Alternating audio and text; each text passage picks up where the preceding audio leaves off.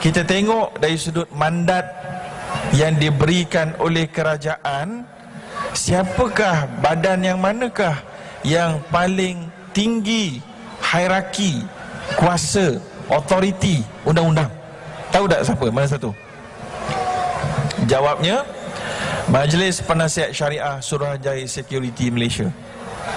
Itulah dari sudut hierarki autoriti undang-undang yang paling berpengalaman, yang paling spesialis dalam menentukan hukum hakam pelaburan halal atau haram.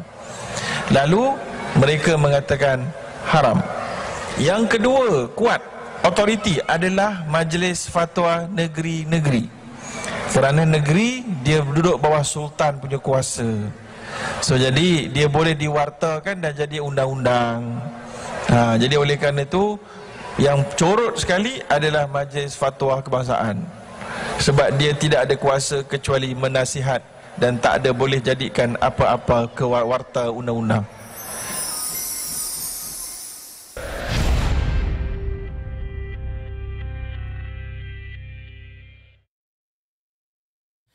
Kalau kita orang Islam dah diberitahu lama lah.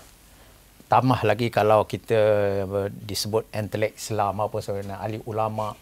Adab ini sangat penting. Tidak boleh kita orang beza dengan kita itu kita kata mereka ini tidak ada ilmu lah apa sebagainya. Jatuhkan mereka. Ini rasa saya bukan adab Islam atau bukan akhlak Islam. Kerana Islam, perbezaan pandangan itu kita hormati. Tetapi dalam bentuk jangan menyusahkan masyarakat. Jangan mendatangkan kerisauan kepada masyarakat. Jangan memporak-perandakan masyarakat. Jangan memecahkan perpaduan umat Islam. Kalau umat Islam diberi pilihan dua ijtihad misalnya, seperti kata Prof. Syukri tadi, dia boleh buat pilihan. Dia boleh buat pilihan. Tetapi siapa yang sepatutnya dia fikirkan? Adakah Majlis Fatwa? Adakah Security Commission? Adakah individu itu kita nak ikut atau sebagainya? Ini tentulah pertimbangan kita kena buat dengan akal yang betul dan berdasarkan pandangan-pandangan yang data-data yang kita berikan. Berdasarkan faktor yang betul.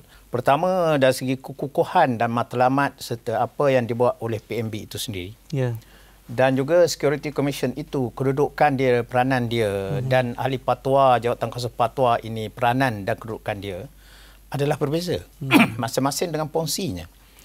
Dengan sebab itu kita adalah sebagai yang diberi autoriti oleh Majlis Raja supaya mempertimbangkan sesuatu isu itu di peringkat nasional. Seperti ekonomi ke, masyarakat ke dan lain-lain lagi. Dengan sebab itu kita membuat pandangan ini bukan hanya berdasarkan apa yang disebutkan oleh Security Commission tadi. Kita melihat lebih jauh lagi. Lebih kepada masyarakat Islam itu bagaimana. Ekonominya, kedudukannya dan sebagainya. Percampuran yang ada dalam bisnes atau perniagaan yang dibuat oleh ASB, SN itu macam mana. Satu lagi yang sangat penting kita lihat, saya dipahamkan oleh PMB, dia tidak sehingga sekarang ini tidak pernah lagi meminta Security Commission menilai dia. Tidak pernah. Tidak pernah lagi.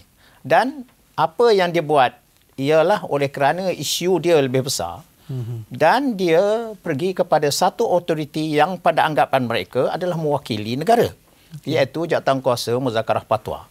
Dan Jawatankuasa Muzakarah Fatwa ini bukanlah terdiri hanya daripada 14 mufti. Tetapi kita mesti faham ada 24 orang di dalam itu. 24 ini 14 mufti. 8 yang dilantik oleh Majlis Raja-Raja, ahli-ahli pakar dalam bidang masing-masing, termasuk Prof. Ashraf. Termasuk beberapa orang yang mereka ini duduk dalam Security Commission. Yang mereka ini duduk dalam Bank Negara dan sebagainya.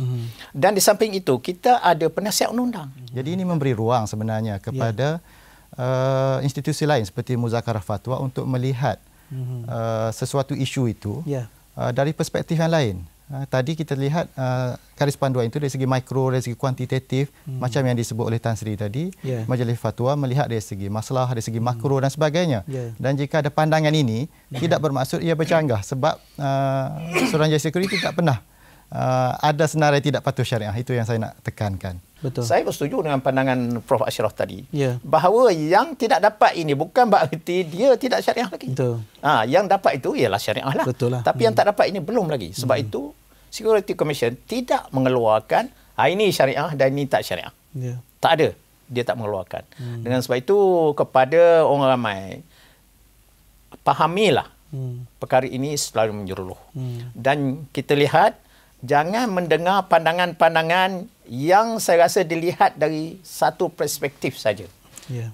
Anggaplah pandangan kita ini bertanggungjawab. Ya. Kita selalu melihat pandangan yang harus bertanggungjawab kepada masyarakat Islam. Bukan kepada individu, bukan kepada institusi, bukan kepada pihak tertentu. Tetapi kita bertanggungjawab pada keseluruhan. Saya yakin apa yang dibuat oleh Majlis Fatwa itu, termasuk semuanya dalam perkara ijtihad. Betul.